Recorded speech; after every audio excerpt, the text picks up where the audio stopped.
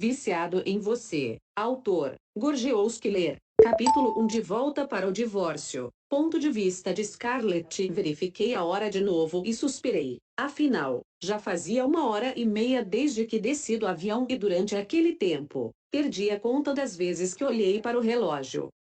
Porém, não conseguia achar meu marido, Charles, em lugar nenhum. Ele deveria ter ido me buscar no aeroporto, mas pensei que ele provavelmente estava com a namorada. Então, balancei minha cabeça e sorri amargamente ao pensar naquilo. Sendo assim, me levantei e me arrastei juntamente com minha mala para fora do aeroporto. Eu estava casada com ele há 3 anos, mas logo após o casamento, recebi notícias da universidade dos meus sonhos no exterior, dizendo que fui aceita em um dos programas. Então fui embora para estudar lá. Sendo assim, Charles e não nos víamos há 3 anos, mas enquanto eu estava fora, ele passava todo o tempo com a mulher que ele realmente amava. Agora, como eu tinha finalmente terminado meus estudos, voltei para casa com a intenção de terminar nosso casamento nominal, pois decidi que já era hora de parar de esperar por coisas que nunca aconteceriam. A caminho de casa em um táxi, enviei uma mensagem para Charles, que dizia: Nós precisamos conversar. Em pouco tempo, eu já estava dentro de nossa casa vazia. Então, deixei minhas malas de lado e fui para a sala, onde me sentei no sofá e esperei. A casa estava com uma aparência e cheiro como se estivesse abandonada há anos, mas a foto de casamento ainda estava pendurada na parede. Aquilo me deu uma mistura de sentimentos, na qual me ofendeu e me entristeceu ao mesmo tempo. Então olhei para meu celular, mas Charles ainda não havia respondido. Imaginei que talvez ele não estivesse em casa naquela noite, mas apenas fiquei sentada lá por um longo tempo, mergulhada nos meus próprios pensamentos. De repente, ouvi um carro parar do lado de fora de casa. Naquele instante, me levantei do sofá, sentindo meu coração disparar, o que fez me perguntar se ainda esperava alguma coisa do meu marido, mesmo sabendo que ele tinha um coração de pedra. Talvez eu esperasse, talvez não. No entanto, no último momento, cerrei os dentes e apertei as mãos que estavam trêmulas. Então, tentei me lembrar o motivo pelo qual havia ido até lá, que era para acabar com tudo aquilo. Assim que a maçaneta girou e a porta se abriu, Charles acendeu as luzes, fazendo com que a sombra dele fosse projetada no corredor e logo depois, ele entrou, vestindo um terno preto carvão e uma camisa branca imaculada. A julgar pela expressão que estava estampada em seu rosto, ele estava exausto, mas isso não ofuscou seu rosto anguloso e as maçãs do rosto proeminentes. Tudo ainda estava igual. Ele ainda exalava aquela aura gelada que eu conseguia sentir a poucos metros de distância.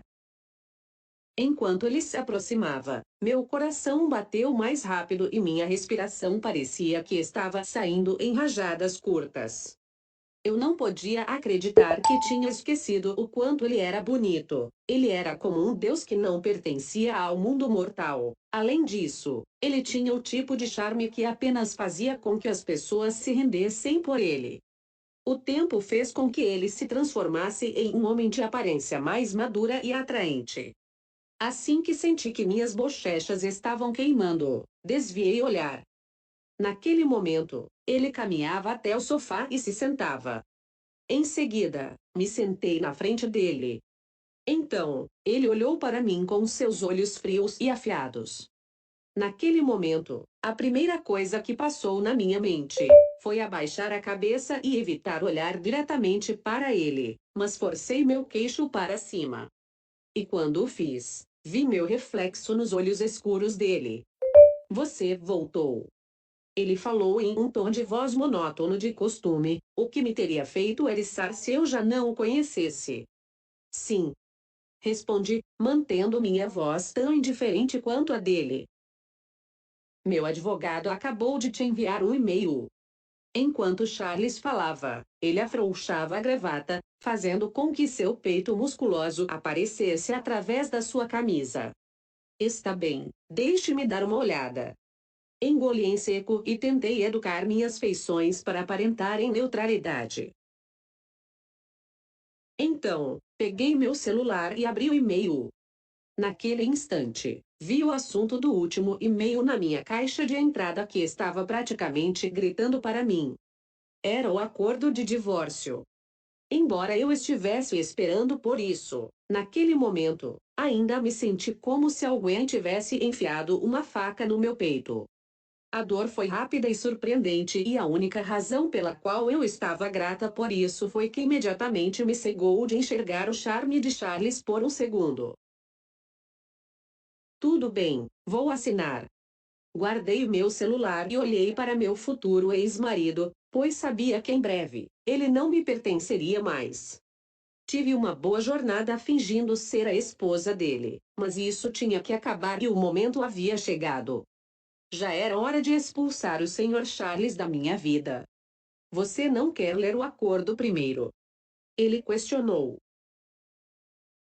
Ao passo que respondi, não há necessidade. Tenho certeza que o Sr. Charles vai tratar bem sua ex-esposa.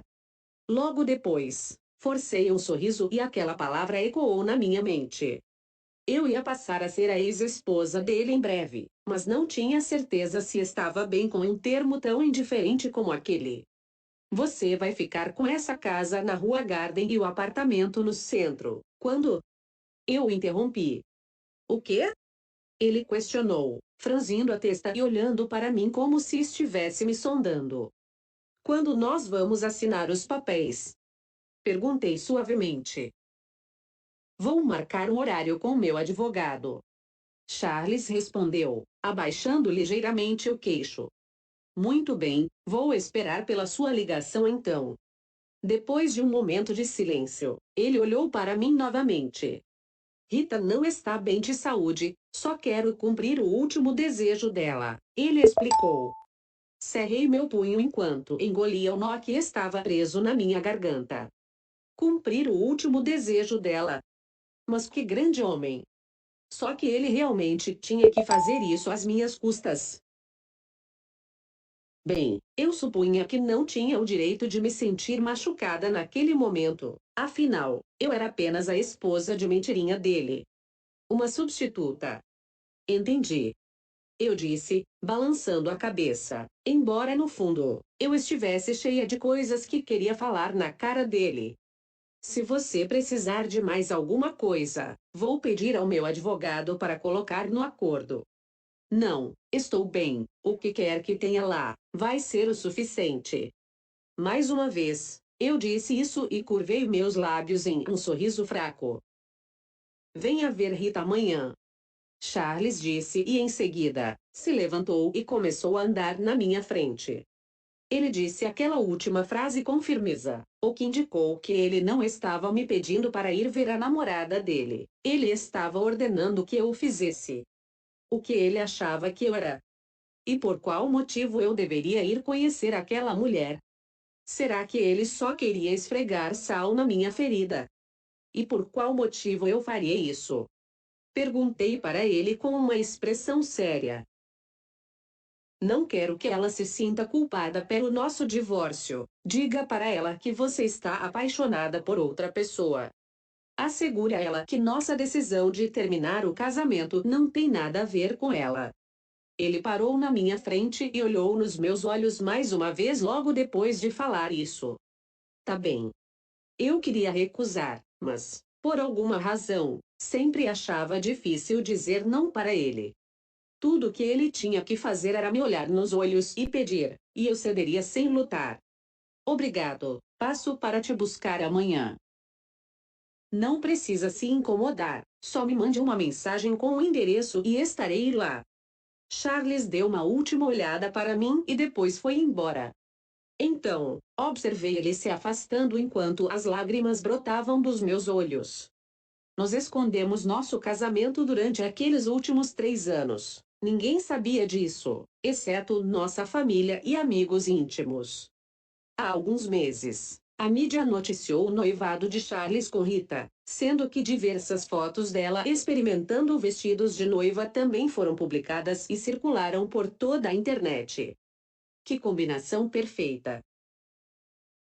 Passei algumas longas noites olhando para aquelas fotos e cada vez que eu fazia, meus olhos automaticamente eram atraídos pela imagem de Charles, pois naquela época, eu pensava que não deveria perder a esperança em nós. Eu acreditava que enquanto permanecesse casada com ele, ainda havia uma chance de que ele pudesse se apaixonar por mim e então nosso relacionamento se tornaria real. Eu o amava, e isso era o suficiente para mim. Só fui perceber tarde demais que também precisava que ele me amasse de volta. Queria que ele me amasse tanto quanto eu amava.